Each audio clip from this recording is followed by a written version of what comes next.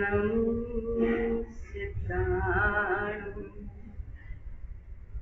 नमो आयर्याणं नमो उपजायाणं नमो लोये सप्पसाम् एषु पञ्च नमुकारो सप्पपावपणासनो मंगलानं च सभ्ये परमं हवै मंगलम् अर्हन्तु भगवन्त इन्द्रमहिता सिद्धाश्च सिद्धिस्थिता आचार्या जिन शासनोन्नतिकरा पूज्या उपाध्यायिका श्री सिद्धांत सुपाठिका मुनिवरा रत्नत्रया राधिका पंचैते परमेष्ठिनः प्रतिदिनं कुर्वन्तु मङ्गलम् ओंकारबिन्दुसंयुक्तं नित्यं ध्यायन्ति योगिनः कामदं मोक्षदं चैव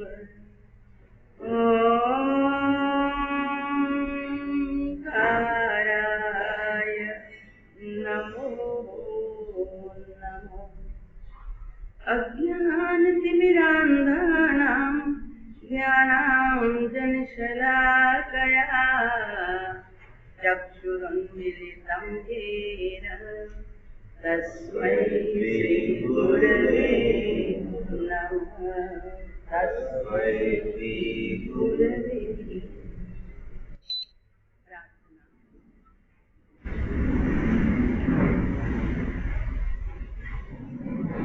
शांति माटे सद्गुरुनो शरणु लीधुं रे शांति माटे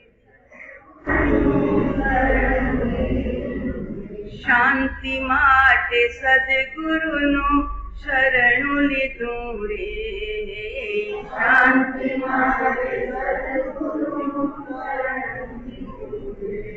तन मन धन एमने अर्पी दीधुं रे तन मन धन एमने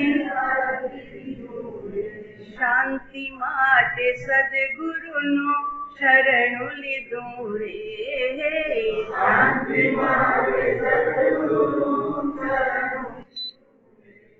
ऊंची रूपी तत्व मने कानमा कीधुं रे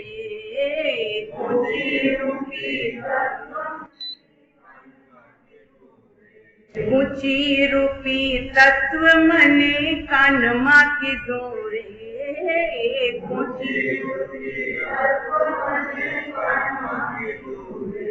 पीयूष घणी तुरत तेने प्रेम पीधुं रे पीयूष घणी तुरत तेने प्रेम पीधुं रे शांति माटे सद्गुरुनो शरणु लीधुं रे शांति माटे गोत तो चारे कोर हूँ तेने घट मां चींध्यो रे गोत तो चारे कोर हूँ तेने घट मां चींध्यो रे दया करीने दिलड़ा मां दर्शावी दीधुं रे दया करीने दिलड़ा मां दर्शावी दीधुं रे शांति माटे सद्गुरुनो शरणु लीधुं रे शांति माटे सद्गुरुनो वैराग्य थी गुरुए मारू મનડું વિંધ્યું રે વૈરા ગુરુએ મારું મનડું. સંત શિષ્ય કહે સદગુરુએ કામણ કીધું રે. સંત શિષ્ય કહે સદગુરુએ કામણ કીધું રે. શાંતિ માટે સદગુરુનું શરણું લીધું રે. શાંતિ માટે સદગુરુનું શરણું લીધું રે. તન મન જીવન એમને અર્પી દીધું રે. તન મન જીવન એમને અર્પી દીધું રે. શાંતિ માટે સદગુરુનું શરણું લીધું રે.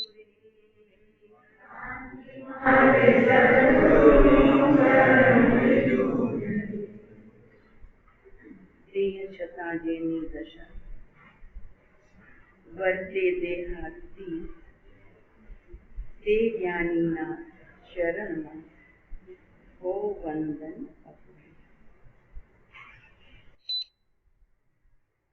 સાયલન્ટ કરી નાખો ને, ઘડી ઘડી આવશે ને, આવે છે, કાલે પણ આવતો હતો, આજે પણ આવે છે.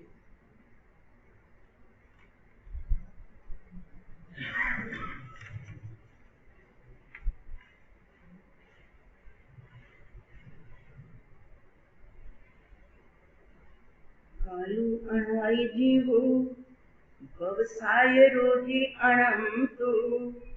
મિથ્યા દંસણ મોહિયવું નવી સુર દુઃખ જીપતું. ચારે ગાતિયાક્ષયે જીવકાળ સંસાર ગયા અનાદિ અનંત. મિથ્યામતી મોહે દુખી કદી ન સુખ લહન. કદી ન સુખ લહન. વાત ચાલે છે આપણી. કરુણા કરીને આચાર્ય ભગવાન આપણી કથા કરી રહ્યા છે. એમાં આપણે માંગલિક પણ સાંભળ્યું, પરંપરા પણ જોઈ, અને એમનો જે ઉદ્દેશ છે, હેતુ હતો, એ પણ આપણે જોયું. હવે એમનો સત્સંગ કરવા આપણે જઈ રહ્યા છીએ કે અનાદિ કાળથી આ જીવ પરિભ્રમણ કરે છે, અને પરિભ્રમણનો આજ સુધી અંત કેમ નથી આવ્યો. એટલી બધી ધર્મારાધનાઓ કરી, એટલું બધું સંયમ, વ્રત, તપ, જપ કાંઈ નથી કર્યું એવું થોડું છે, પણ છતાં પરિભ્રમણની નિવૃત્તિ કેમ ન થઈ, મારા જન્મ મરણ કેમ ન મટ્યા, એની ચિંતા થઈ પ્રભુ. દુકાન માંડો, ધંધો કરો, અને જો 12 મહિને કમાણી ન થાય ને તો ચિંતા થાય છે.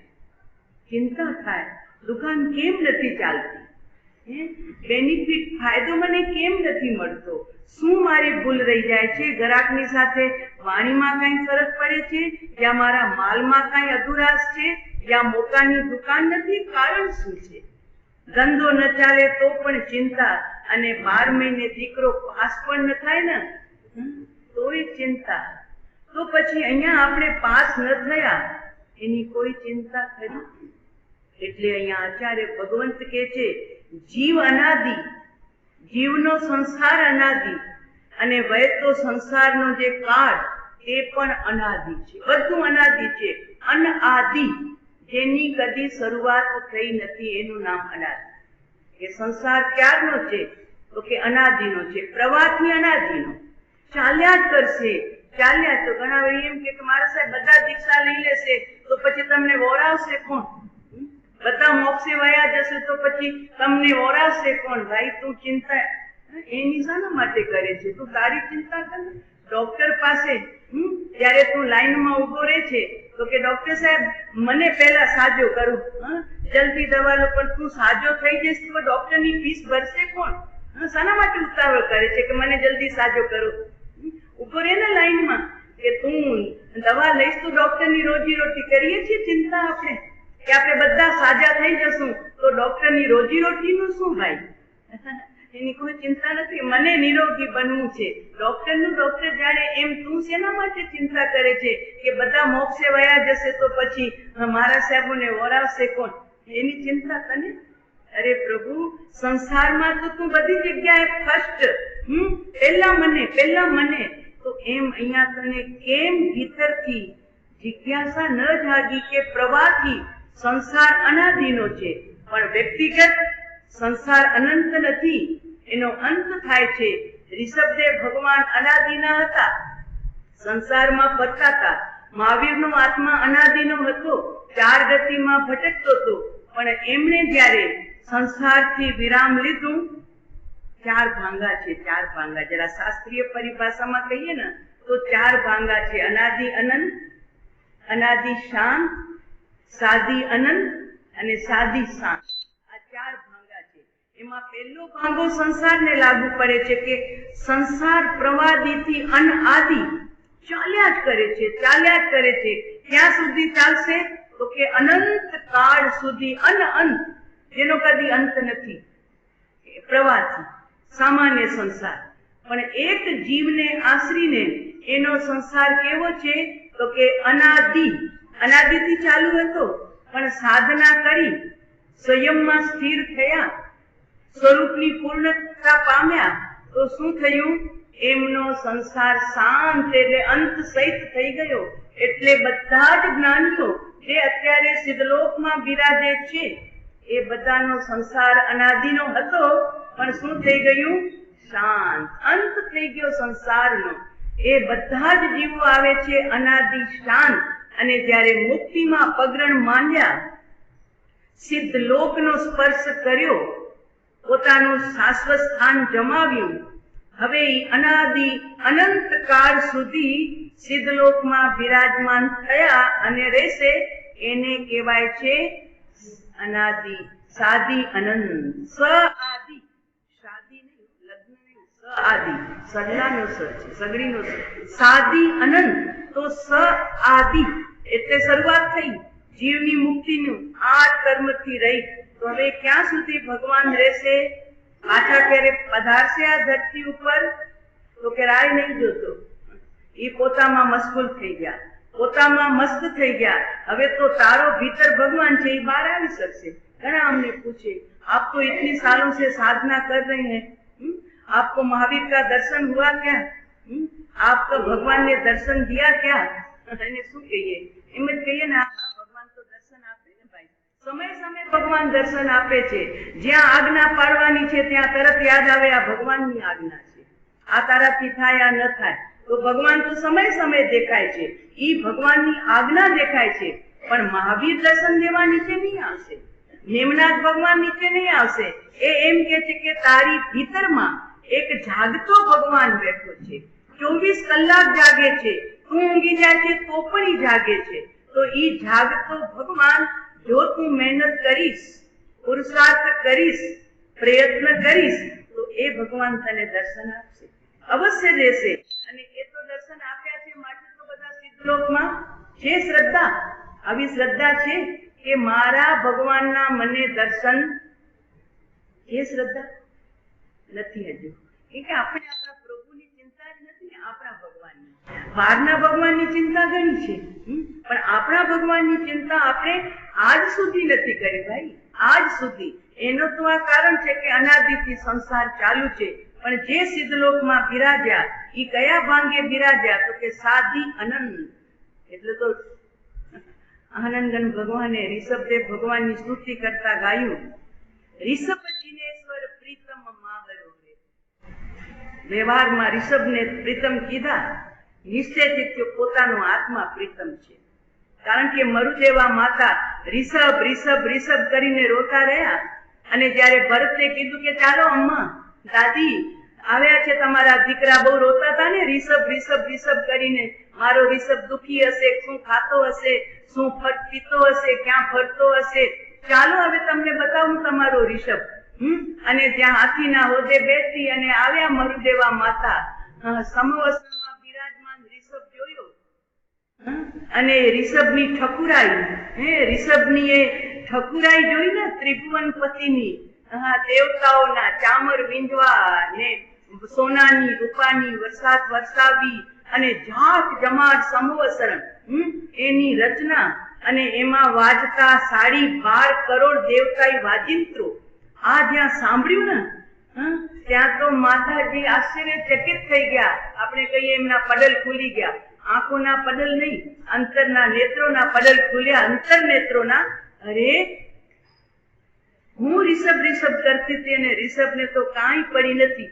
આટલો સુખી છે મારો રિષભ, આટલો વૈભવ છે એની પાસે, આટલા દેવતાઓ એની સેવામાં હાજર છે. સ્વાર્થી મારો દીકરો નીકળ્યો. એક દેવતાને મોકલાવ્યું નહીં કે માં તું ચિંતા ન કર, હું બહુ સુખી છું, મારી જરા ફિકર ન કર. એણે મારી પાસે એક દેવતા સાથે સમાચાર પણ મોકલ્યા નહીં. માતાજીને ખોટું લાગ્યું. આવો સ્વાર્થી નીકળ્યો. ચાલો કાંઈ વાંધો નહીં, દીકરો કુપાત્ર થાય કદાચ પણ માતા કવિ કહાવતર ન થાય. કાંઈ વાંધો નહીં, ચાલો હું આગળ વધું. અને જ્યાં એ હાથીને અંબાડી આગળ વધી ને એમાં હમણાં બોલાવશે કે માં તું આવી, કેમ છો માં, હમણાં જાણે બોલાવશે. પણ અહીં તો પોતામાં સ્થિર, જેમના નેત્રો પણ ઢળેલા છે, નેત્ર ઊંચા કરીને પણ જે જોતા નથી એવા તીર્થંકર ભગવાનનો વૈભવ બહિરંગ જોયો. પણ અંતરંગ તો માને પણ ખબર ન પડી કે મારો રિષભ અંતરંગ કેવા વૈભવને ભોગવી રહ્યો છે કે જેથી એ ઊંચી નજર કરે, જરી નેત્ર ઊંચા કરે, પલકા ઉઠાવે. અરે આવો સ્વાર્થી દેવતા તો ન મોકલ્યો મને મળવા માટે ને કહેવા માટે. જ્યારે આવી છું તો કેતો નથી માં કેમ છો.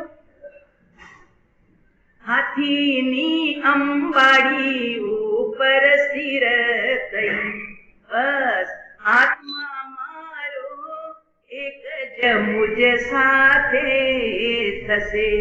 શુદ્ધ બુદ્ધ સચ્ચિદાનંદ સ્વરૂપ જો, બાહ્ય ઉપાધિ વળગી તે અડધી કરું. બાહ્ય ઉપાધિ લાગી એમને કે દીકરો બોલાવે, દીકરો પૂછે, આ બધી બાહ્ય ઉપાધિ લાગી એમને. તો મુજને મળશે મુજ શુદ્ધ સ્વરૂપ જો, ચેતન ચિંતા પરની શાને તું કરે. હાજર છે. આપણે કઈ ભગવાન આવશે દર્શન દેવા, અહીંયા તો ભગવાન હાજર બેઠા હતા. પણ છતાં મરુદેવા માતાની સામે નજર ન કરી, શબ્દોથી બોલાવ્યા પણ નહીં. અને મરુદેવા માતા અનેત્વ ભાવનામાં ગયા. કોણ કોનું છે ભાઈ? હું મરતી હતી રિષભ, એને કાંઈ પડી નથી. કોના છોરું ને કોના વાચરું, કોના દીકરાને કોના માતા પિતા. છોડ જંજાળ. અને વૈરાગ્ય વાસિત મરુદેવા માતાએ અનેત્ય ભાવના ઉપર સવારી કરી. આનું નામ છે ભગવાનની સ્થિરતા, ભગવાનના શાસનની સાધનાનું ફળ. આપણે આવો સંસાર ક્યાં સુધી નિભાવવો છે, ક્યાં સુધી નિભાવવો છે? પૂછજો તમારા આત્માને કે કોક આગળ વધી જાય તો આપણને ખટકે છે. એમ અહીંયા અનંત સિદ્ધો 2500 વર્ષ પહેલા મહાવીર તો ગૌતમ સ્વામી, જંબુ સ્વામી, સુધર્મા સ્વામી, પ્રભા સ્વામી માત્ર 2500 વર્ષ પહેલા આ ધરતી ઉપર હતા. આપણને અંદરમાં એમના પ્રત્યે ઈર્ષા નથી આવતી કે તમે તરી ગયા ને અમે રહી ગયા? એવું તો તમે શું કર્યું? કઈ લાગવગ લગાવી તમે? કઈ લાગવગ લગાવી તમે? વિચારજો તો. જો સુખી થવું હોય, કારણ કે જીવ અનાદિનો છે અને જન્મ મરણ ચાલુ છે. ઈ જન્મ તૂટ્યા, હંમેશ માટે જીવ છૂટ્યો તો ઈ કયા ભાંગે બિરાજે? તો રિષભનાથ ભગવાનના સ્તવનમાં આનંદગંજી સાહેબ કહે છે, રિષભ જીનેશ્વર પ્રીતમ મારો રે, ઓર ન ચાહું રે કંત, રીજ્યો સાહિબ સંગન પરિહરે. ક્યાં સુધી? તો કે ભાંગે સાદી અનંત. કયા ભાંગા ઉપર પ્રભુ બિરાજે છે? તો કે એ સાદી અનંત ભાંગે બિરાજે છે. અને મારો પણ માયલો રિષભ બહારનો રિષભ તો બોલ્યો નહીં મરુદેવા માતા સાથે, તો આપણા માટે કોઈ આવનાર નથી રિષભ કે મહાવીર કે નેમનાથ, પણ અંદરમાં બેઠેલો રિષભ એની વાત કરે છે. અવધૂત યોગી રાજ છે પ્રભુ. એ ખાલી વ્યવહારની વાતમાં અટકી ન જાય. રિષભ જિનેશ્વરની વાત કરી અને એમણે પોતાના ભીતરમાં રહેલા રિષભને જગાડવાની વાત કરી કે એ મારો પ્રીતમ છે. એક વખત જો એ ખુશ થઈ જાય, મારા ઉપર રીઝી જાય, તો પછી એની સાથે મારો જે સંબંધ બંધાય. બહારના પતિ તો મૂકીને વયા જાય છે ભાઈ, અને વળી ટાઇટલ લગાવી દે વિધવા. વિધવાનું ટાઇટલ મળે, જ્યારે અહીં તો સદા બહાર પોતાનો ભગવાન રીઝી જાય એટલે આપણને સદાબાર અખંડ સૌભાગ્યવતીનું જોઈએ છે આ વિશેષણ. અખંડ સૌભાગ્યવતી, કદી વિધવા જ ન થવાય. કયો ભગવાન રીઝે તો, કયો પતિ રીઝે તો કે બહારના પતિ તો મૂકીને વયા જાય છે, આજ સુધીમાં અનંત ગયા, અને હજુ પણ જશે જો આપણે જાગશું નહીં તો. પણ આ અંતરમાં બેઠેલો જગતપતિ, સ્વયંનો નાથ, આત્મપતિ, ચૈતન્ય નાથ એક વખત જો પ્રસન્ન થઈ જાય, બસ પછી આપણું હંમેશ માટેનું અખંડ સૌભાગ્યવતી પણ આપનું પણ અમારું પણ. કેમ? તો કે ભીતરમાં રહેલો ભગવાન અમારું હંમેશ માટે અમારી સાથે હસ્તમેળાપ કરી દીધા છે. હવે અમને કદી છોડીને જશે નહીં. એ વાત આનંદગન સાહેબ પોતાના શબ્દોમાં કીધી. રીજ્યો સાહિબ સંગન પરિહરે. 12માં તો ઋષભદેવ સંગ છોડી દીધું, માતા મરુદેવા માં હતા તો પણ. અને ઓલા ગૌતમ મહાવીર અને મહાવીર પ્રત્યે એટલો અનુરાગ હતો કે એક સેકન્ડ મહાવીરથી દૂર થવા માંગતા નહોતા. પણ જ્યારે મહાવીર મોક્ષે પધાર્યા અને ગૌતમ સ્વામીને ખબર મળ્યા કે ગયા મહાવીર નિર્વાણ પામીને, બસ ત્યાં તો સ્તબ્ધ થઈ ગયા. અરે મેં આખી જિંદગી મહાવીરને છોડ્યા નહીં, અને છેલ્લે મને મહાવીરે મૂકી દીધા દૂર મોકલાવીને. કોના મહાવીર, કોના ગુરુ ને કોના શિષ્ય, પરિણામની ધારા બદલી તો ભાઈ બહારના મહાવીર પણ મૂકીને વયા જાય. એટલે ગૌતમ સ્વામીએ પોતાના મહાવીરને પ્રાપ્ત કરવા માટે શ્રેણી માંડી દીધી. ત્યાં આપણે ગુણ્યાજીની યાત્રા કરવા જઈએ છીએ કે આ ભૂમિ ગૌતમ સ્વામીજીના કેવલ જ્ઞાનની ભૂમિ છે. કેવલ જ્ઞાન પામ્યા એટલે શું થયું? તો કે બહારના મહાવીર મોક્ષે પધાર્યા, નિર્વાણ પામી ગયા, ગૌતમ એકલા થઈ ગયા. પણ ગૌતમ સ્વામીએ પોતાના ભીતરમાં એવી શ્રેણી માંડી અને અપૂર્વકરણ ગુણસ્થાનક એટલે 8મા ગુણસ્થાનકની સવારી કરી. અને જરી વારમાં તો ગૌતમ સ્વામીએ પોતાના ભીતરમાં છુપાયેલા ભગવાન મહાવીરને પ્રગટ કરી લીધા. એટલે ગૌતમ સનાથ બની ગયા. મહાવીર વગર અનાથ લાગતું હતું પોતાને, પણ પોતાના ભગવાનને પ્રાપ્ત કરી અને ગૌતમ હંમેશ માટે સનાથ થઈ ગયા અને નિર્વાણ પામીને અત્યારે સાદી અનંત ભાંગે બિરાજમાન. તો આ બધા મહાત્માઓએ શું કર્યું? તો કે પોતાના સ્વરૂપની પ્રાપ્તિ કરી એટલે એમનો સંસાર થઈ ગયો. એમ કીધું શરૂઆતમાં કે પ્રવાહથી સંસાર અનાદિનો છે, પણ વ્યક્તિગત સંસાર શાંત થાય છે, સંસારનો એન્ડ થાય છે, અનંતકાળ સુધી ચાલતો નથી. પણ કોનો નહીં ચાલશે? કે જે ભીતરમાં ઠાની લેશે, અંદરમાં નિર્ણય, દ્રઢ સંકલ્પ કે મારે કોઈ પણ ભોગે આ સંસારથી છૂટવું છે. ખાલી બૈરંગ સંસારથી નહીં, કષાય રૂપી સંસારથી, અજ્ઞાન રૂપી સંસારથી. જો બીજી લાઈનમાં કીધું ને કે અનાદિક સંસાર છે, અનાદિથી આ જીવ છે. આપણો જીવ પણ અનાદિથી છે, અને અનાદિથી છે જીવ, કોઈ ઉત્પન્ન નથી કર્યો.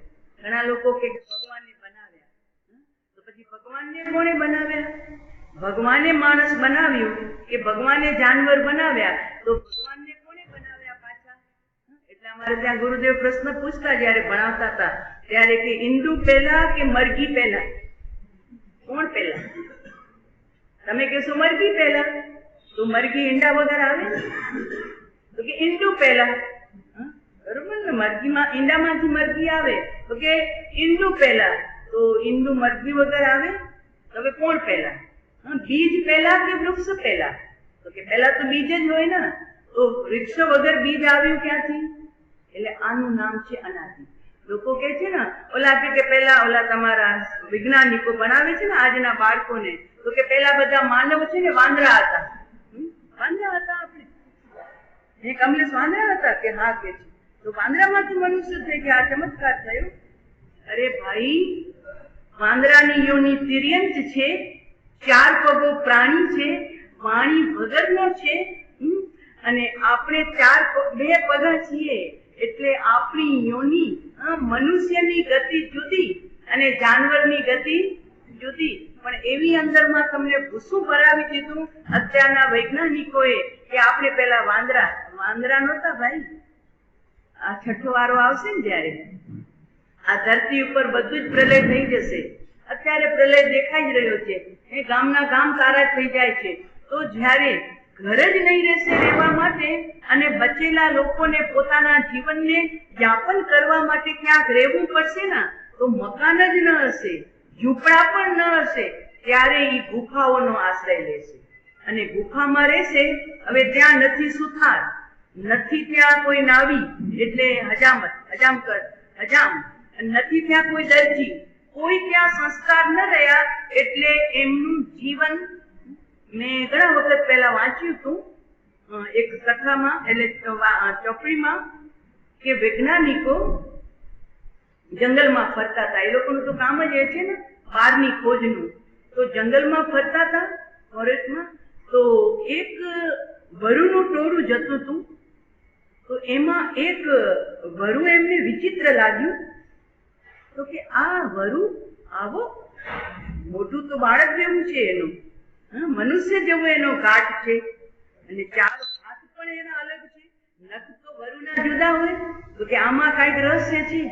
એટલે એમણે એને પકડવા માટે પાંજરું રાખ્યું, પાંજરું ગોઠવ્યું અને એમાં સપડાયો. જે મનુષ્યનો બાળક જે વરુ રૂપે ચાલતો હતો સપડાયો. એમણે ખોજ કરી કે આ મનુષ્ય બાળક અહીંયા કેમ?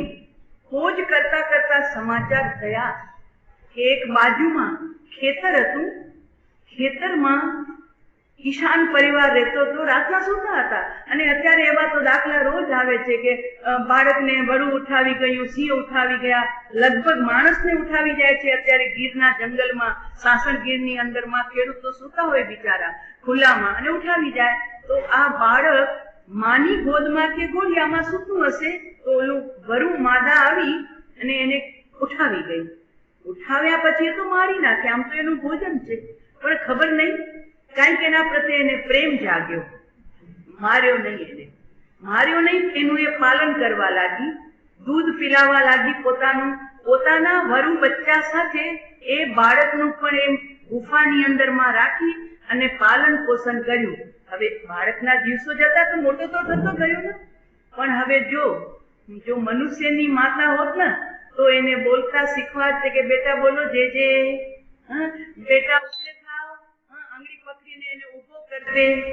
હવે અહીંયાની માં તો પોતે જ બિચારી ઝૂકીને ચાલતી હતી, કમરથી 4 પગે ચાલતી હતી. તો એને પણ જોયું કે મારે કેવી રીતે ચાલવું જોઈએ, આ મારા ભાઈઓ ચાલે છે એમ, એટલે ઈ 4 પગે ચાલવાનું શરૂ કર્યું. અને જો આપણા ઉપર માતા પિતાનો ઉપકાર જુઓ, આપણે આ જે માં બોલી શક્યા છીએ ને, એ માનો ઉપકાર છે, એ દાદાનો ઉપકાર છે. બેટા બોલો જે નમો. આપણી જીભ ખોલાવી આપણા વડીલોએ, અગર એ આપણને બોલાવતે નહીં તો આપણે કાયમ માટે શક્તિ હોવા છતાં પણ, જીભ હોવા છતાં પણ મૂંગા જ રહી જાત. હવે આને કોઈ શીખવનાર હતું નહીં કે બેટા બોલો નમો, બેટા બોલો માં. એટલે વાણી હોવા છતાં પણ ઈ વરુના બચ્ચા સાથે મૌન. પણ વરુના બચ્ચા ગુસ્સામાં આવે ને ત્યારે આપસમાં લડે ને ભાઈ ભાંડુની જેમ, તો ચીસિયારીઓ કરે ને ગુરખિયા કરે. તો એ પણ શીખી ગયો કે મારે પણ આવા ગુરખિયા કરવા જોઈએ. મનુષ્યમાં જાનવરમાંથી આવ્યો હોય ને તો અહીંયા પણ જન્મીને ગુરખિયા કર્યા કરે છે, માનવ હોવા છતાં પણ. તો એ ગુરખિયા કરતા શીખી ગયો. અને બધા 4 પગે ચાલતા હતા, તો એ પણ 4 પગે ચાલતા શીખ્યો, કમરથી ઊંચો જ ન થયો. આપણે કમરથી ઊંચા થયા છીએ ને, એમાં મા બાપનો મોટો ઉપકાર છે ને, તો આપણે પણ એમ જ ચાલશે વરુના બચ્ચાની જેમ. તો આ બાળક માદા વરુએ ઉઠાવ્યા પછી એને જીવતો રાખી અને એને મોટો કર્યો, અને હવે એ માદાના બીજા બચ્ચાઓની સાથે પોતે છે મનુષ્ય, પણ નથી એમની પાસે વાણી, નથી કમરથી એ ઊભો થતો, નથી એની પાસે કોઈ વાળ બનાવવા માટે દાંતિયા કે અરીસા, બસ એ જંગલી જેવું જીવન જીવતો હતો. તો આ વૈજ્ઞાનિકોને દયા આવી કે આપણે એને લઈ જઈએ, ફરી એને મનુષ્યના સંસ્કાર નાખીએ.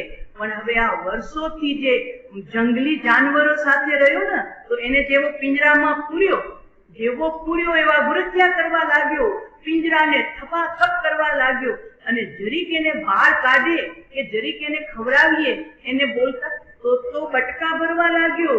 હવે આને કે કેવી રીતે સુધારવું? આ સત્ય ઘટના. ખૂબ મહેનત કરી, પણ ઈ છોકરો પોતે મનુષ્ય છે એવું સ્વીકારવા તૈયાર નથી, એટલે છેલ્લે પછી એને જંગલમાં પાછો આપણું કામ નહીં, આ નહીં સુધરશે, કેટલાને મારી નાખશે. સંસ્કાર પડ્યા ને હિંસાના, તો આપણે કેમ માનવ માંથી કે વાનર નહોતા થયા ભાઈ? ત્યાં હજામ નહોતો એટલે વાળ વધી ગયા.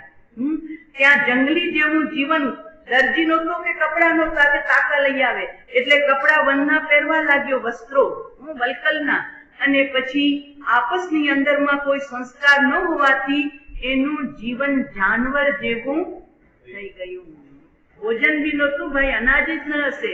5મો આરો પૂરો થશે પછી વરસાદ બંધ, પછી અગ્નિ વરસશે, બધું સફાચટ, જલ પણ ન હશે.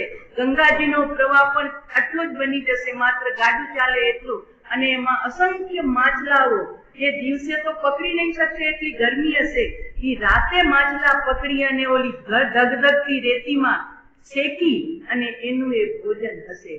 એટલે હશે મનુષ્ય, પણ મનુષ્ય પાસે કોઈ જ સુવિધા, સગવડ, સમાજ, સભ્યતા ન હોવાના કારણે ઈ સભ્યતાના રહિત અને સભ્ય સમાજથી રહિત થઈ અને અટુલો પડી જશે. એટલે એનું જીવન મનુષ્યમાંથી જાનવર જેવું થઈ જશે, પણ જાનવર નથી. કારણ કે જાનવરની જે ગતિ છે એ જુદી છે, મનુષ્યની ગતિ છે તો બહુ પુણ્ય કેરા, શ્રીમદજીએ લખ્યું ને, બહુ પુણ્ય કેરા પુંજ ધી, શુભ દેહ માનવનો શુભ દેહ, અશુભ નહીં. બીજા દેહોને અશુભ કીધા, એક મનુષ્ય દેહને શુભ કીધું છે. પણ એ મળ્યું ક્યારે? કે બહુ પુણ્ય કેરા પુંજ. પુંજ એટલે ઢગલા ભેગા થયા ત્યારે. આપણે જે મનુષ્ય બન્યા છીએ ને, એ એમને મફતમાં નથી બન્યા, પૂર્વે ખૂબ પુણ્ય કર્યું છે. અને મનુષ્ય કોણ બને એ અમારા કર્મ ગ્રંથમાં લખ્યું છે. 4 ગતિના પ્રકાર આપ્યા છે કે નારકીમાં કોણ જાય, તિર્યંચ કોણ બને, દેવતા કોણ બને, તો મનુષ્ય કોણ બને? તો કે જે જીવ પૂર્વના ભાવમાં બહુ સરળતાથી જીવ્યો હોય, છલ નહીં, પ્રપંચ નહીં, કપટ નહીં, કોઈને શીશામાં ઉતારવાનું નહીં, જેવું હોય તેવું કહી દે, કોઈની સાથે માયા છલ પ્રપંચ ન કરે, ન માતા સાથે, ન પિતા સાથે, ન ઘરના સ્વજનો સાથે, ન સમાજ સાથે. આવા સરળતાની મૂર્તિ. સરળ ચાલ્યો ને જીવનમાં, સીધો ચાલે, સિદ્ધાચલ. યાત્રા કરવા જાઓ છો ને, સિદ્ધાચલ, ઈ આપણને બોધ આપે છે કે મનુષ્ય થયો છે તો સીધો ચાલજે. એટલે સાહેબ સીધો જ ચાલું છું, એમ નહીં, એમ સીધા ચાલવાની વાત નથી. જીવનમાં સીધો ચાલજે. કોઈની વચ્ચે આટો નહીં આવતો, કમસે કમ નડતો તો નહીં તું. કાંઈ સારું કાર્ય ન કરે તો કાંઈ નહીં, પણ સારું કાર્ય કરતા હોય, વડીલ કરે, ઘરના કરે, પડોશી કરે, સમાજના કરે, કોઈ પણ કરે, તો કમસે કમ મૌન રાખીને નડતો તો નહીં ને. તું નહીં નડીશ ને તો પણ તારો મોટો ઉપકાર થશે ભાઈ. ન નડવું પણ દયાનું કામ છે, પણ આ તો નડી આડખીલી થાય. એટલે જે આડખીલી રૂપ ન થયો, સીધો ચાલ્યો, સીધી દાંડીએ ચાલ્યો નાગની, કે મારે કોઈને નુકસાન કરવું નથી, મેં મારું ઘર સંભાળીને હું બેઠો છું. તો આવા જીવો જે સરળતાથી જીવે છે, સીધી રીતે જીવન જીવે છે, અને બીજું બીજાના ઉપકારની ભાવના, પોતાની શક્તિ હોય એટલું, મનથી, તનથી, ધનથી, જેટલી તાકાત હોય એટલી એ બીજાની ભલાઈની ભાવના કરી. જરૂરી નથી કે કરોડો ખર્ચે, પણ પોતાની આવક પ્રમાણે 1000ની આવક હોય તો 10 રૂપિયાનું દાન તો કરી શકો કે નહીં? 10 રૂપિયાનું. એક માજી છે ને, ત્યાં કુંભ મેળો ચાલુ હતો, કુંભ મેળો ઇલાહાબાદમાં. તો બધાના ભંડારા ચાલે, મોટા મોટા સંતોના. તો એક માજી આવ્યા બિચારા, તો કે મને પણ છે ને ભંડારામાં લાભ લેવો છે. તો ઓલા ટ્રસ્ટીઓ ઉભા હોય ને આગળ, ભંડારા સંતો અંદર બેઠા હોય, તો કે માજી બતાવો કેટલા તમને લખાવા છે. તો પોતાની આંટી ઘૂંટી ખુલે છેડાની કપડાની, અને એમાંથી 10 રૂપિયા કાઢીને કે આ મારે 10 રૂપિયાનું ભંડારામાં લાભ. 10 રૂપિયા તો હોતા હશે, જાઓ જાઓ જાઓ यहाँ से જાઓ. એક જગ્યાથી ધક્કો, બીજા જગ્યાથી ધક્કો, ત્રીજી જગ્યાએ માજી કે મારે ભંડારામાં લાભ તો લેવો છે, 10 રૂપિયાનો, 100 નથી. તો સંતનું ધ્યાન ગયું કે માજી કોક આવ્યા છે અને કાર્યકર્તાઓ સાથે કંઈક વાતચીત કરી રહ્યા છે, અને કાર્યકર્તાઓ કંઈક એને રોકી રહ્યા છે. એટલે તરત જ સંતની તીક્ષ્ણ નજરે કીધું, આવા જો, માજીને કેમ રોકો છો? આવા જો મારી પાસે. બસ સંતે કીધું એટલે બસ आज्ञांकित शिष्य હતા. આવ્યા માજી, क्या माजी आपको क्या आप कह रही हैं कार्यकर्ताओं से?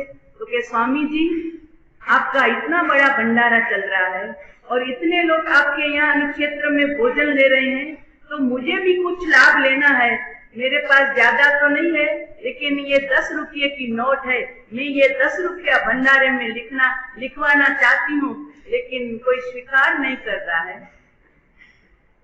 लिखो लिखो, ये माजी का 10 रुपया लिख लो. એટલે બધા એકબીજા સામે જુએ છે, 10 રૂપિયાનું શું થાય? એટલે સંતે કીધું, આજ શામ કા ભોજન खिचड़ी का बनाना. रोज तो अलग अलग हो ना. आज शाम का भोजन खिचड़ी का बनाना. और खिचड़ी में नमक डालते हो ना? तो क्या? हाँ साहब. तो खिचड़ी में आज ये माजी का जो 10 रुपया आया है ना, उसका नमक लेके आना और उस खिचड़ी में नमक को डालना और पूरी खिचड़ी हिला देना.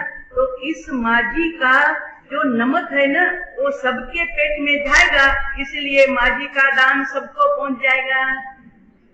जो 10 રૂપિયાનું દાન પણ સ્વીકાર્ય છે, કારણ કે એમાં પણ ભલાઈની ભાવના ભરેલી છે ને.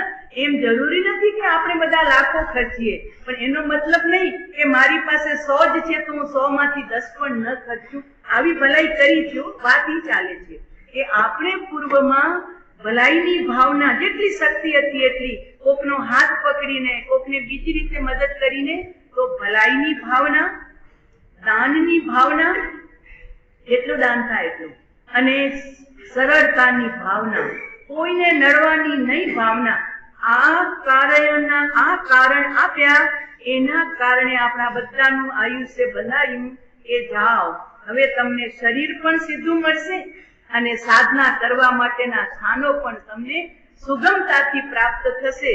પણ દુઃખની વાત છે કે માણસ જન્મ્યો સીધો, જીવે છે પણ સીધો, પણ કાર્ય કેવા કરીને જુઓ. જેમણે ટેડાઈ કરી, આડાઈ કરી, માયા પ્રપંચ કર્યા, કુદરતે કીધું તું મનુષ્યને લાયક નથી, આ તો મનુષ્ય, પણ કરી છેતરપિંડી. તો કે તું મનુષ્યમાં રહેવાને લાયક નથી, માટે જા, તારો નંબર જાનવરમાં. એટલે જાનવરનું શરીર કેવું છે? આ ગાયો જોઉં છો ને, ભેંસો, ઘોડા, પછી બકરા, ઘેટા, બધાનું શરીર કેવું છે? તીરછું છે ને, આડું. તો એ આડાઈ કરી ને, એટલે કુદરતે પણ કીધું તું આડો ચાલ્યો છે ને, અને શરીર પણ આડું, અને માથું પાછું નીચે. એનું કારણ તું છો સ્વયં.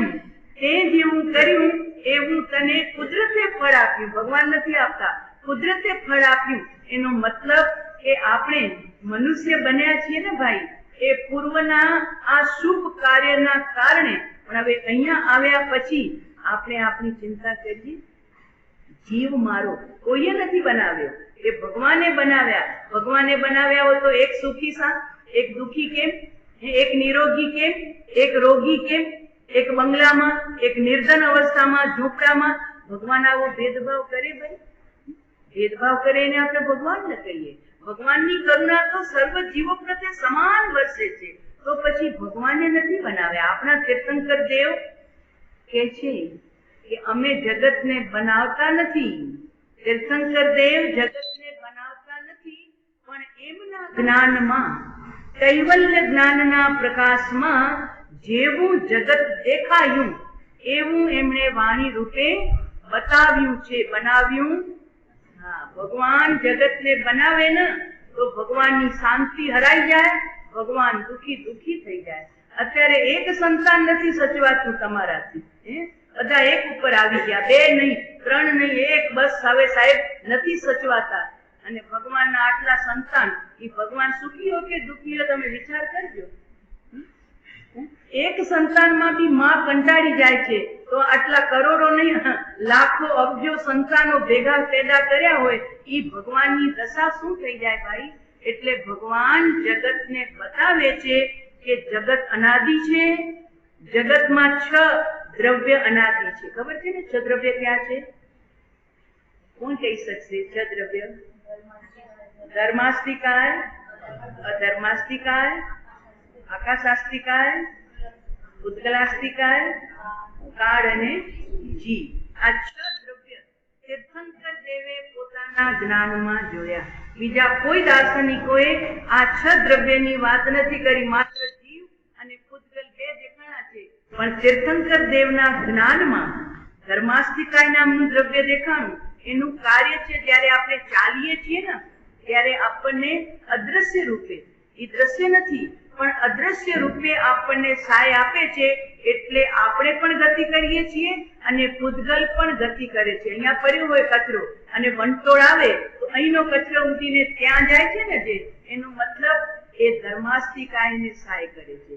એ છે અરૂપી છે, દેખાતું નથી, પણ આપણે તો ભગવાન પ્રત્યે વિશ્વાસ છે ને પ્રભુ. ઘણી એવી વાતો છે જે વિશ્વાસથી સ્વીકાર કરવી પડે. એટલે અમારા ગુરુદેવ અમને ગ્રંથ મંચાવ્યો તો એમાં લખ્યું છે કે ઘણી બધી વાતો આજ્ઞા પ્રદાની હોય, ઘણી બધી વાતો શ્રદ્ધા પ્રદાની હોય, અને ઘણી બધી વાતો પરીક્ષા પ્રદાની હોય. તો ગુરુ જયારે કરવા હોય ને ત્યારે પરીક્ષા પ્રદાની બનજો. ગમે તે નહીં, પાઘડી બાંધી નહીં લેતા કે તમે મારા ગુરુ ને હું તમારો ચેલો. ત્યાં પરીક્ષા પ્રદાની બનજો.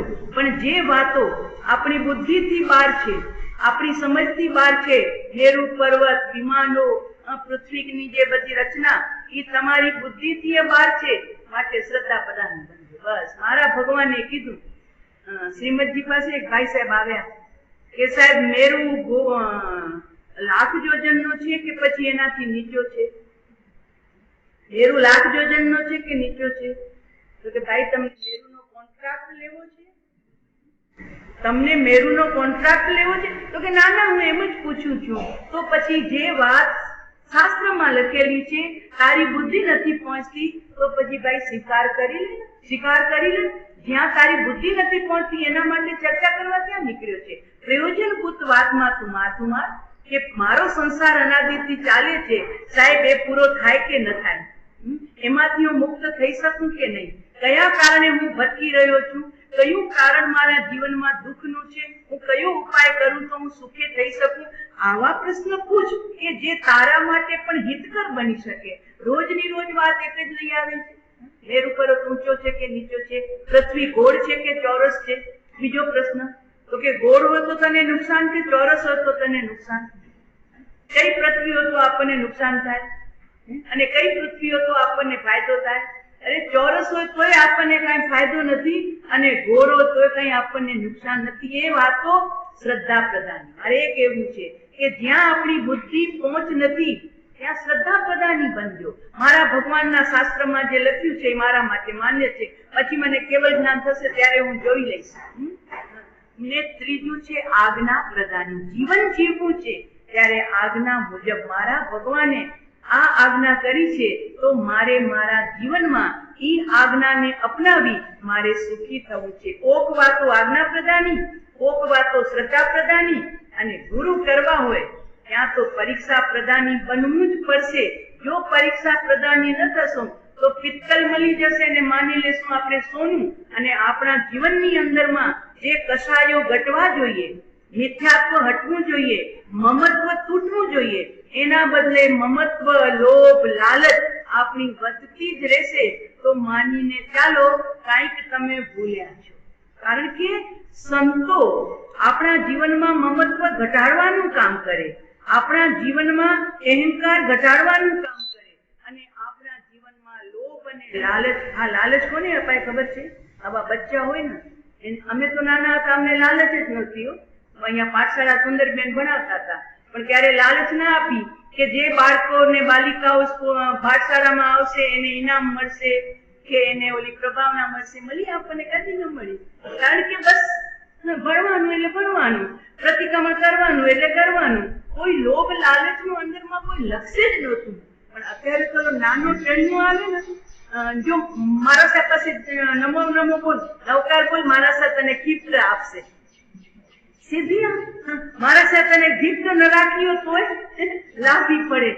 મારા સાહેબ તને ગિફ્ટ, એટલે હવે ઈ બાળકને સંસ્કાર એવા જ પડી જાય કે મારા સાહેબ પાસે જઈએ અને સૂત્ર બોલીએ તો આપણને ગિફ્ટ મળશે. આવા સંસ્કાર અમે તો કેટલા છોકરાઓ આવે ને ગામે ગામના વિધવા બધ ગયું, મારા સાહેબ પાસે બોલવી ત્યારે જ બોલીએ, મારા સાહેબ ગિફ્ટ આપે તો. એમ મોટા પણ મારા સાહેબ ગિફ્ટ આપે તો જ, નહીતર નહીં. આવું હોય પ્રભુ? કરીએ બધું જ થાય. સાધર્મિકની સેવા પણ થાય, સાધર્મિકને પ્રભાવના પણ થાય, પણ અમારા મોઢે એમ આવે કે અમારી પાસે જે માસ્કમણ કરશે એને આ ભેટ આપવામાં આવશે. એ શું થયું ભાઈ? લાલચ અને લોભ. અરે મહાવીરનું શાસન પ્રભુ મળ્યું છે લોભ અને લાલચ ઘટાડવા માટે. કરો ને પછી સાધર્મિક ભક્તિ કરવાનો, સંઘને માન લાભ ભાવ થાય તો એ કરે. એ સોનાનું ચેન નહીં, એ હીરાનો ચેન પહેરાવે. પણ શરૂઆત એવી જાહેરાત વાળી ન હોય કે અહીંયા જે માસ્કમણ કરશે એને આ આપવામાં આવશે, એટલે જેનાથી ન થાય ને, અમે તો જોયા છે, ન થાય ખોટા બી કરી લે કે ચાલો કમસે કમ મળશે તો કરું, એટલે ન ખબર પડે એમ વાપરી પણ ઘણા પકડાય પાછા. તો ભાઈ આ મનુષ્ય જન્મ આપણે વેડફવા માટે નહીં, કસાયોને વધુ પુષ્ટ કરવા માટે નહીં, કસાયોથી હટવા માટે છે. એટલે જ્ઞાની કહે છે કે જે દ્રવ્ય ભગવાને જોયા એમાં ધર્માસ્તિકાય ચાલવામાં સહાય કરે છે, અધર્માસ્તિકાય અત્યારે આપણે સ્થિર બેઠા છીએ ને બધા, જો અધર્માસ્તિકાયનું અસ્તિત્વ આ ધરતી ઉપર ન હોય તો બધા આપણે આમ હાલતા હોઈએ મિર્જાપુરી લોટાની જેમ. એ લોટાને છે ને નીચે ગાંઠ ન હોય, એ આમથી આમ ઢૂંઢ્યા જ કરે, એમ આપણે અને આ મકાનો બધા હાલતા હોય તો એને સહાય કરે છે અધર્માસ્તિકાય. એવો એક પદાર્થ છે. અને ત્રીજો છે આકાશ, કે જે આપણને જગ્યા આપે છે. અત્યારે આપણે બેઠા છીએ ને, આપણે કહીએ કે ઉપાસેમાં બેઠા છીએ, પણ જ્ઞાની કહે છે તમે શેમાં બેઠા છો? આકાશમાં બેઠા. આકાશ એટલે ખાલી જગ્યા, અવકાશ. જેમ દૂધનો ભરેલો પટારો હોય ને, હવે આખું છલોછલ છે, એમાં જગ્યા નથી, પણ જેની દ્રષ્ટિ છે એને ખબર છે એમાં સાકર નાખો સમાય છે કે નહીં, તો એ શું થયું? જગ્યા મળી, અવકાશ. એમ આપણા શરીરમાં પણ અવકાશ છે. ઇન્જેક્શનની સોય અંદરમાં ઘૂસે છે કે નહીં, રસીની સોય ઘૂસે છે કે નહીં, એટલે આપણા શરીરમાં અધર્માસ્તિકાય, ધર્માસ્તિકાય, આકાશ અને કાળ, જૂનાનું નવું ને નવાનું જૂનું ચાલુ છે. હવે વાત રહી છે પૂતગલ અને જીવ. તો અહીંયા સાહેબે કીધું કે જીવ અનાદિ છે. તો આપણે કોણ છીએ? આપણે કોણ છીએ? જીવ છીએ ને, કે લેડીઝ છીએ સાહેબ? હું મધુ છું, હું સાકર છું, હું ચંચળ છું, હું જયવંતી છું, હું જીવ છું. અંદરમાં બેઠું ને એ જીવ તત્વ છે. તો જીવ તત્વ કેટલા? તો કે અનંત. પણ બધાનો સ્વભાવ એક સમાન છે. જીવો અનંત છે પણ જીવનો સ્વભાવ એક સરખો છે. તો હું જીવ છું પહેલા નંબરે. મારો સંસાર અનાદિથી પ્રવાહ રૂપે ચાલુ છે. હવે એ સંસારને જો આપણે ટૂંકો કરવો છે તો કયું ઔષધ લેવું પડશે અને કયા ઔષધના ન લેવાના કારણે આપણે ભટકીએ છીએ? તો અહીંયા આચાર્ય ભગવંતે કીધું મિચ્છા દંસણ મોહિયવું નવી સુખ દુઃખ દીપતું. આ જીવ અનાદિનો છે, અનાદિથી ભટકી રહ્યો છે અને અનંત કાળ સુધી રહેનાર છે. પણ એ દુઃખમાં કેમ છે? તો એનું દુઃખનું કારણ છે મિથ્યા દર્શન શલ્ય. રોજ બોલીએ છીએ ને આપણે 18 પાપસ્થાનકમાં, એક બાજુ 17 પાપસ્થાનક અને એક બાજુ મિથ્યાત્વ. મિથ્યાત્વ સંસારનું મૂળ છે. અહીંયા વૃક્ષો છે ને, વૃક્ષો આડા આવે છે, રોડ ઉપર ગાડીઓ જાય ને તો વૃક્ષ આડા આવે તો સરકાર કપાવે, ક્યારે ગામના લોકો પણ કપાવે, તો ઉપરથી બધા સાફ કરી નાખો એટલે બસોને ગાડીઓને જવામાં નુકસાન ન કરે, એટલે ઉપરથી વૃક્ષની કટાઈ થઈ જાય, કપાવી નાખે, પણ એનું થડ છે ને એ મજબૂત રહે, અને એ મજબૂત થડ રહે તો 2 મહિને 3 મહિને પાછા તમે જુઓ તો એ વૃક્ષ એવું ને એવું.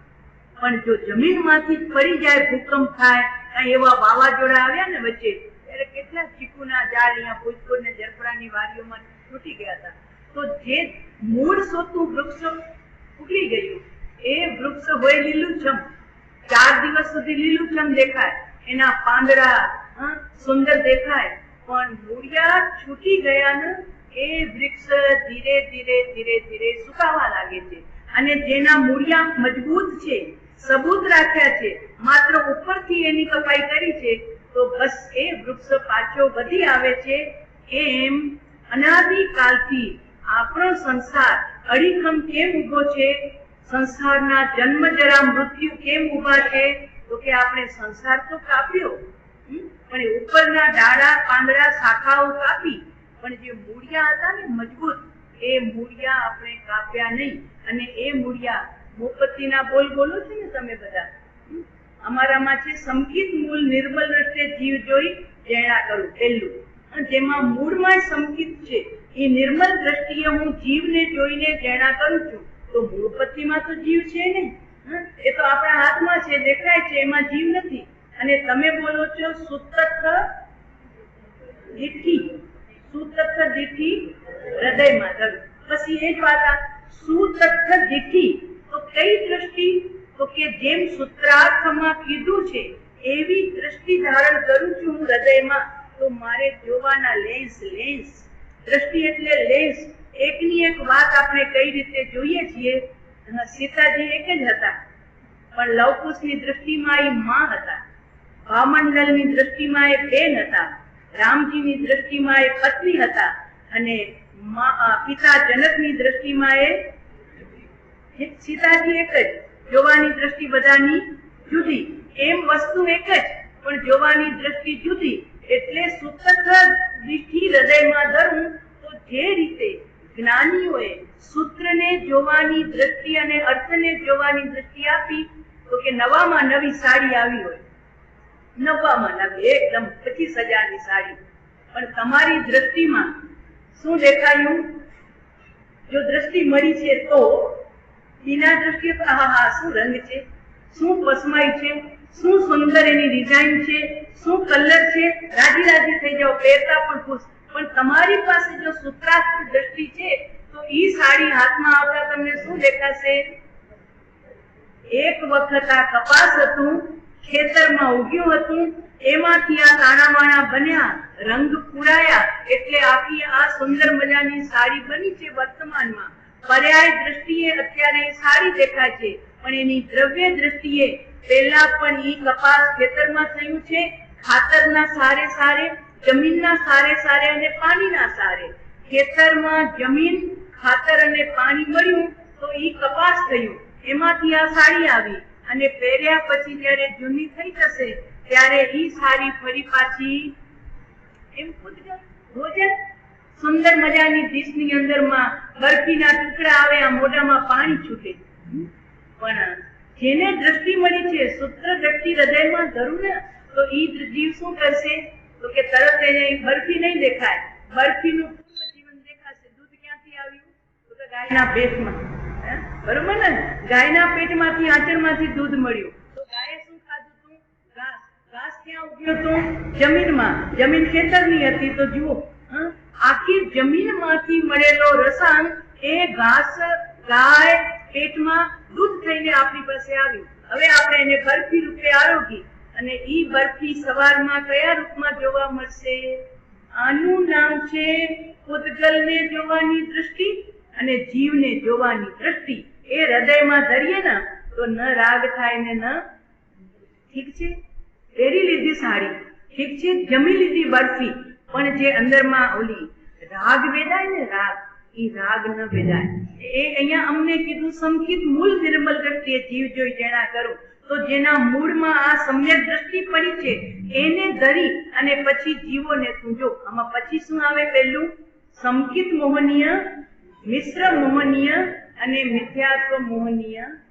હરી હરી ગઈ આપણા બધાની. આ ત્રણ ટુકડા તો પછી થાય છે. જ્યારે સમ્યક દર્શન થાય ને, આત્મજ્ઞાન થાય, અપૂર્વકરણ, અનિવૃત્તિકરણ અને યથાપ્રવૃત્તિકરણ જે ક્રમમાં છે, તો એ અનિવૃત્તિકરણ જ્યાં થાય, એ બધી શાસ્ત્રની જરાક વાત છે. ત્યારે એ ટુકડા થાય ત્યારે સંકિત મોહની, મિશ્ર મોહની. પણ જ્યાં સુધી આ ટુકડા નથી થયા ને, ત્યાં સુધી તો એક જ મોહનીય છે અને એનું નામ છે મિથ્યાત્વ મોહનીય. અને મિથ્યાત્વ એટલે શું? તો કે વિપરીત માન્યતા. સમય થવા આવ્યો છે, હવે એ વાતને જરાક આગળ આપણે જોશું. કારણ કે અનાદિકાળથી જીવ દુઃખી કેમ છે અને એનામાંથી જીવ સુખી કેમ થાય, એ સ્વાદ પૂરા ઠેઠ સુધી આચાર્ય ભગવાન 108 શ્લોકમાં બતાવવાના છે. સુખી થવા માટેની ચાવી છે દુઃખ મુક્તિ અને સુખ ભુક્તિ માટેની આ ચાવી છે. તો કે સાહેબ અમે સુખી જ છીએ બધા, લીલી વાડી છે અમારે તો, બરોબર ને? એ ક્યારે સુકાઈ જાય કાંઈ કહેવાય નહીં. આપણે એવી લીલીવાડી બનાવીએ કે જે અનંત સિદ્ધોની લીલીવાડી ચાલુ છે. ચાલો આગળ જોઈએ જરા ચંદ્રગુપ્તજીના જીવનમાં.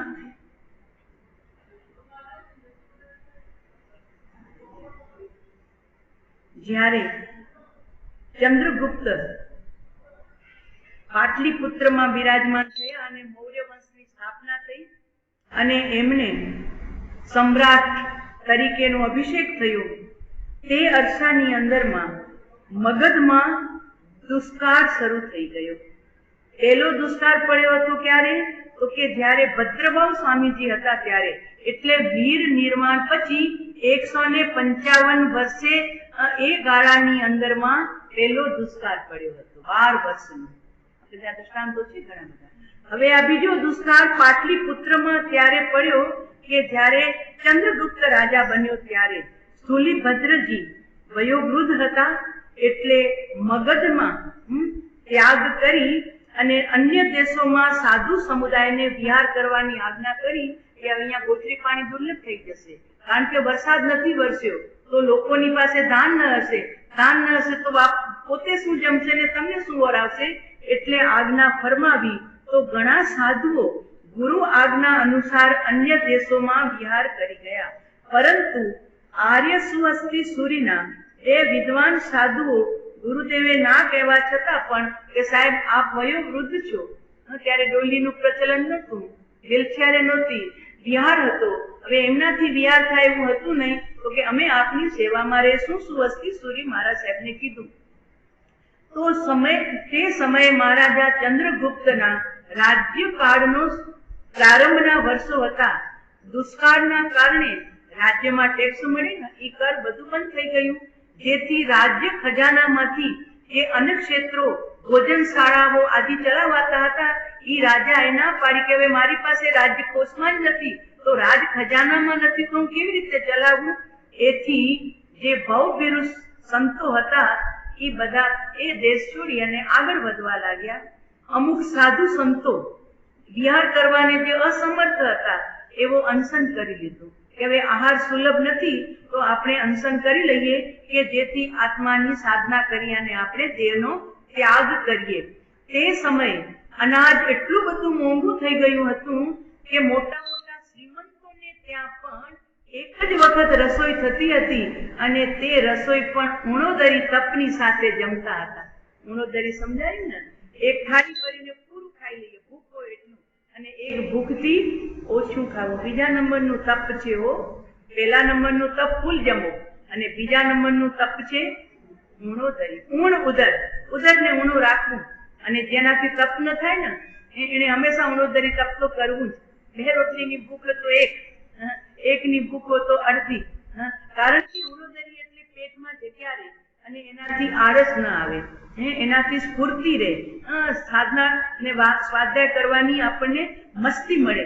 એટલે ઉણોદરી, એટલે અહીં તો ઉણોદરી કરવી પડતી હતી, ભોજન નહોતું મળતું માટે. આવી પરિસ્થિતિ હોવાથી શ્રદ્ધાળુ મહાજન પોતાના અલૌકિક આત્મભોગે પણ સેંકડોની સંખ્યામાં મગજમાં વિચરતા સાધુ સંતોને ભક્તિપૂર્વક આહાર આપતા હતા. પોતે અનુદરી રહી અને સાધુ સંતોને અત્યારે પણ છે હો ભાઈ, અત્યારે પણ એવા કુટુંબો હોય છે કે જેની પરિસ્થિતિ નબળી હોય, છોકરાઓને દૂધ ના આપે પણ સાધુ ઘરે આવ્યા તો એને દૂધ વરાવે છે. આ ભારતની સંસ્કૃતિ છે, દેવાનું શીખવ્યું છે ભારતની સંસ્કૃતિએ. સ્વામી પરમહંસ રામકૃષ્ણ પરમહંસ એ આહાર લેવા ગયા હતા, ભિક્ષા લેવા, તો એક બાઈના આંગણે ઉભા રહ્યા. રામકૃષ્ણજી મૈયા ભિક્ષા દે દો. તો ઓલી બાઈ એકદમ ગરીબ હતી, ઘરમાં કાંઈ જ નહોતું, હાંડલા કુસ્તી કરતા હતા. તો બિચારી हाथ जोड़ीने ऊभी रह गई, स्वामी जी माफ कीजिए मेरे पास कुछ नहीं है. मैया मना मत करो, ये भारत की संस्कृति है, देने का संस्कार जिंदा रखो. लेकिन स्वामी जी मैं क्या करूं, आपके पास आपको देने के लिए मेरे पास आटा तक भी नहीं है, कोई सूखी रोटी तक भी नहीं है, क्या दूं आपको. ત્યારે स्वामी जी कहते मैया ये सामने जो पड़ा है ना टुकड़ा कपड़े का, वो मुझे दे दो. अरे स्वामी जी ये तो मेला कुचेला है, इतना गंदा गोबरा है, मैं आपको ये टुकड़ा कैसे दूं. देना सीखना है ना, भारत की संस्कृति में देना है, इसलिए माँ मुझे ये दे दे.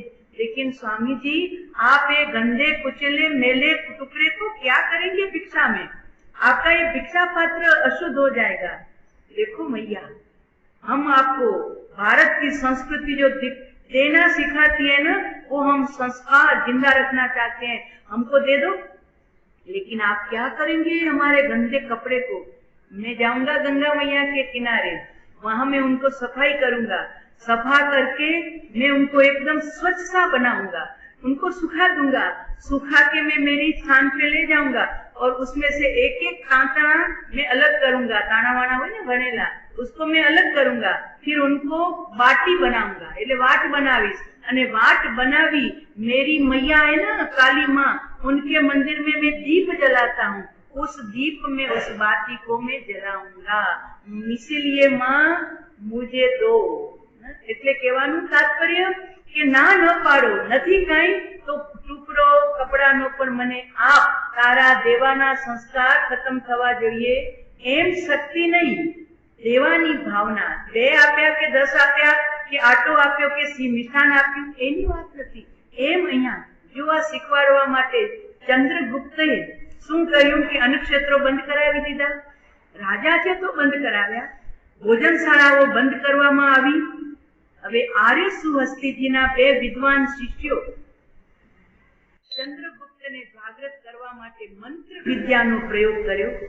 મંત્ર વિદ્યાઓ તો જાણતા હતા, એ વખતના સાધુ સંતો ઉપયોગ ન કરે, પણ આવી કઈ આવશ્યકતા પડે ત્યારે જરૂર પડે તો એમણે શું કર્યું કે રાજા માટે તો સુંદર ભોજન બનતું હતું, થાળ ભરીને રાજા જમતો હતો.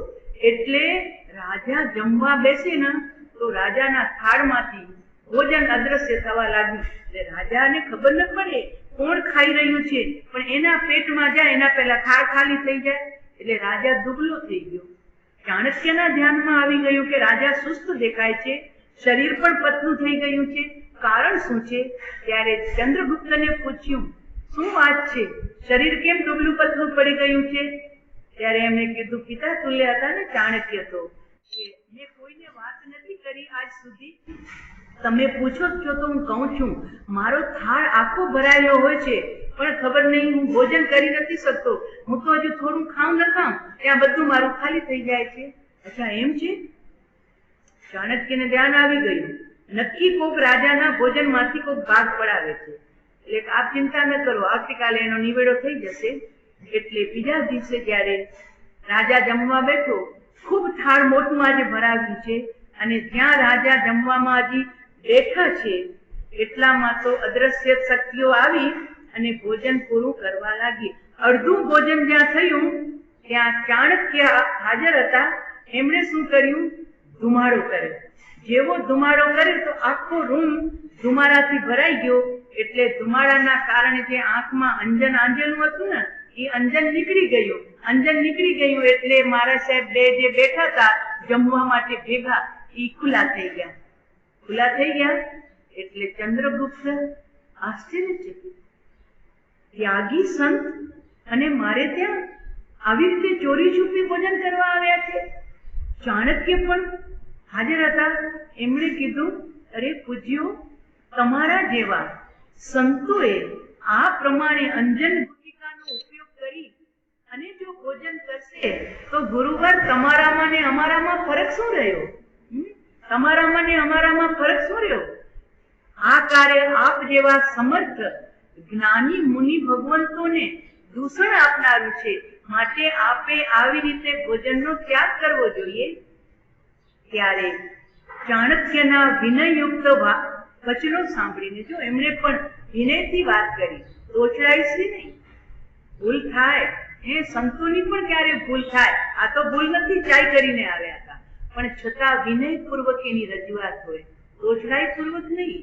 તો જુઓ, વિનયયુક્ત ચાણક્યના વચનો સાંભળીને બંને મુનિવરે કહ્યું કે હે મહાનુભાવ, મગધના સુગ્ન જૈન ધર્માનુરાગી રાજવીઓ જ્યારે દુષ્કાળના ક્ષેત્રમાં સમયમાં ચાલતા અન્નક્ષેત્રો બંધ કરાવીને ભોજનાલયો બંધ કરાવે, ત્યારે અમારા જેવા ઉણોદરી ગોચરી કરનારા જૈન સાધુઓના આવા ભયંકર દુકાળ સમયે કેવા હાલ થતા હશે, એની તમને ખ્યાલ આવે ને, એ ખ્યાલ દેવા માટે અમે આવ્યા છીએ.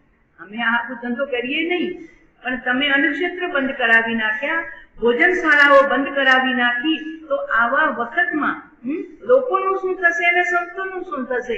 એટલે અમે આપને મગધના રક્ષણ માટે એટલી જ આગ્રહભરી સૂચના છે અમારી કે મગધ નરેશે એટલે ચંદ્રગુપ્તે બંધ કરેલા અન્નક્ષેત્રો, ભોજનાલયો અને સદાવ્રતો ચાલુ કરવા કે જેના દ્વારા સેંકડો નહીં પણ હજારો અભ્યાગતોનું રક્ષણ થાય. ભારતની ધરતી અત્યારે પણ અન્નક્ષેત્રો ચાલુ છે. ઘણી જગ્યાએ એક પણ રૂપિયાની ફીસ લીધા વિના ભંડારા ચાલે શીખોના.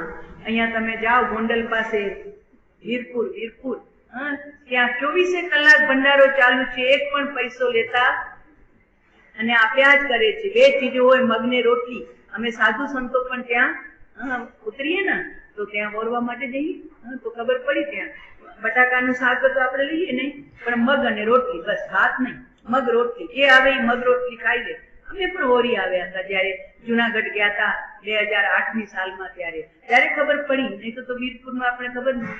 તો ત્યાંથી અમારું આવી જ રીતે કોણ દાન આપવા આવે છે ને ક્યાંથી આવે છે અમને ખબર નથી. આ ભંડારો અમારો કેટલા વર્ષોથી લગાતાર ચાલુ છે.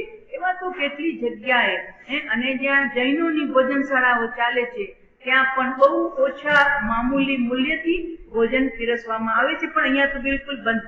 અત્યારે નરેન્દ્ર મોદી પણ આપી જ રહ્યા છે ને ગરીબોને 5 કિલોની કીટ. ગયા વખતે કોરોનામાં પણ પૂર આપ્યું હતું સરકાર તરફથી, એટલે અન્નદાતા છે ભાઈ. તો અહીંયા અન્નદાતા જો બધું બંધ કરી નાખે તો પછી કેવી રીતે રક્ષણ થાય? એટલે બંને સાધુઓનો પ્રતિબોધ મગધની બંને મહાન વિભૂતિઓને લાગ્યો. ચંદ્રગુપ્ત અને ચાણક્ય. અત્યારે કે છે ને બધા શા છે એ ચાણક્ય છે અને ઓલા રાજા છે. વિભૂતિઓને અસરકારક નીવડ્યો અને તેમણે તરત જ દુકાળ નિવારણ કાર્યો અને અન્નક્ષેત્રો, ભોજનશાળાઓ, સદાવ્રતો વગેરે જે કાંઈ લોકોપયોગી કાર્યો રાજા નંદ વખતે ચાલુ હતા એ બધા જ તરત જ ચાલુ કરવા માટેની આજ્ઞા કરવામાં આવી. અને પછી બંને મુનિઓ ત્યાંથી વિદાય લીધી. ઉપરોક્ત ઘટના હેમચંદ્ર સુરીજી મહારાજે પણ ટાંકી છે, જીનપ્રભ સુરીજી મહારાજે પણ ટાંકી છે અને અભયદેવ સુરી મહારાજે પણ પોતાના ગ્રંથમાં ટેકો આપ્યો છે કે આવી કથા, આવી ઘટના ઘટી હતી. હવે બંને મહારાજ સાહેબો જ્યારે ગુરુ મહારાજ પાસે ગયા તો પોતાનું કરેલું કારસ્તાન બતાવ્યું. હવે ગુરુ મહારાજ શું ઠપકો આપે છે અને શું પ્રાયશ્ચિત આપશે એનું આપણે આગળ જોશું.